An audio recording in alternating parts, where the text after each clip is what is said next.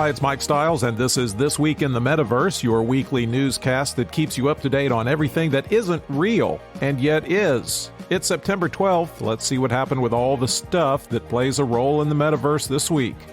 Did you know the White House has an Office of Science and Technology? They do things like study how tardigrades can live without water, and why NASA can't seem to launch rockets anymore. But they're also proposing, I suppose to the president, that the kind of energy-hogging proof-of-work style of mining Bitcoin should be banned. They say the government has a responsibility to protect us from all the pollution you're causing by mining crypto. They also strongly insinuated you're causing noise pollution too, and endangering America's electric grid stability. So apparently, you can't have both. You can't be a big Bitcoin proponent and have climate change at the top of your hysteria list. If the Cambridge Center for Alternative Finance is to be believed, they say crypto mining consumes around 0.55% of global electricity production. That's equal to the annual energy demands of countries like Malaysia and Sweden. And just wait till all those electric cars show up.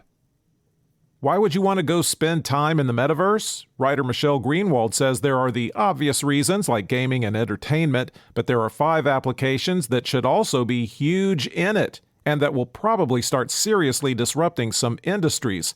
They are fitness, where virtual instructors force you to sweat in what is being coined exertainment. There's travel. With VR, you can decide where you want to go and what to do there, then go for real. The fancy pants Louvre Museum in Paris already lets VR visitors stroll around the museum. And for some people, the metaverse is the only way they'll be able to travel at all. There's retail, which allows both you and your house to try on clothes and or furniture. There's healthcare, seeing doctor avatars virtually instead of getting their cold stethoscopes pressed all up on you. And there's education, because study after study says immersive learning helps people remember what they learned. That's how I learned not to buy timeshares. Meta is definitely into the whole education and training potential of the metaverse, so much so that it's helping 10 universities launch metaverse-based campuses. 10 is one more than 9, and I know that because I went to college. No surprise that included in that are online-only schools like the University of Maryland Global Campus. Its 45,000 students will now be able to sleep through class in the metaverse. Their virtual campus even has a duck pond, possibly for their acclaimed duck studies program. And how much does it cost to build a virtual campus? About $50,000 for 5 to 7 buildings. But the way Meta's helping out is by donating loaner headsets, which is the reason headcount in VR school is currently limited. Other participating schools include the University of Kansas School of Nursing, New Mexico State University, South Dakota State, Florida A&M, West Virginia University, and Cal State. There's probably no greater, more respected car company than Yugo. Oh wait, yes there is, Ford. And they've made a big entry into the metaverse and Web3, filing for 19 trademarks that cover all of its major brands. Specifically, they're talking about plans for virtual cars, trucks, vans, and clothes NFT style. Also, stuff like downloadable artwork and audio, even computer programs that feature their vehicles, parts, and accessories. And every NFT is built Ford tough. They aren't the first car company to do this. Brands like Bentley, Lamborghini, and Hyundai are either doing it or have announced plans to do it. But, you know, Ford is Ford. They've got that F-150 and Mustang and stuff.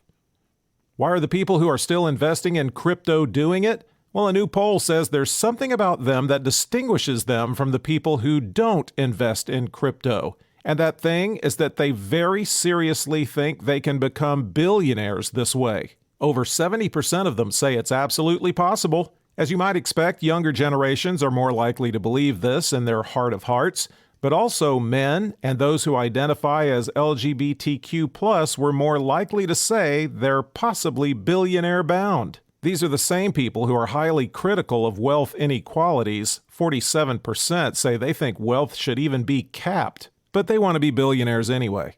Beyond wealth, motivations included fear of missing out and higher gambling tendencies. Ah, legitimacy. What a wonderful feeling. And some words related to crypto have just been legitimized through inclusion in the new Merriam-Webster dictionary. You know how you're always grabbing the dictionary to see if a word is real or not, right? Even when you're not playing Scrabble? Well, the dictionary actually added 370 new words to its lexicon, and among them are altcoin and our topic, metaverse. The dictionary's editor, now there's a fun job, said words are only added to the dictionary when there is clear and sustained evidence of their use. They must know you've been listening to this podcast. In fact, Google Trends says metaverse is the most searched term in Singapore, Turkey, China, Cyprus, and the UAE. I'm huge in Singapore. That's what we've got for you this week. Subscribe to this or add listening to it to your list of habits, and we'll be back next week.